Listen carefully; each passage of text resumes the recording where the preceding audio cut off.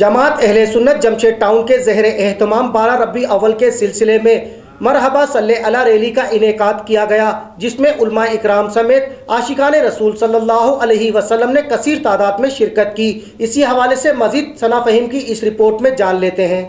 جماعت اہل سنت جمشید ٹاؤن کے زیر اہتمام لائنز ایریا کی سطح پر ماہ ربیع اول شریف کی آمد کے موقع پر مرحبا صلی اللہ علیہ وآلہ وسلم ریلی نکالی گئی، جس کی قیادت حضرت علامہ غلام محی الدین اختر القادری اور مولانا الطاف قادری و دیگر علماء کرام نے کی۔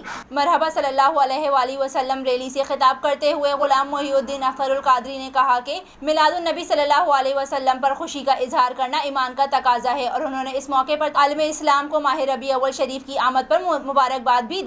تمام عالم اسلام کو جشن عید میلاد النبی صلی اللہ علیہ وسلم بہت بہت مبارک ہو، اور میلاد النبی صلی اللہ علیہ وسلم پر مولایا صلی وسلم دائما ابدا علی حبیبک خیر الخلق کلہم۔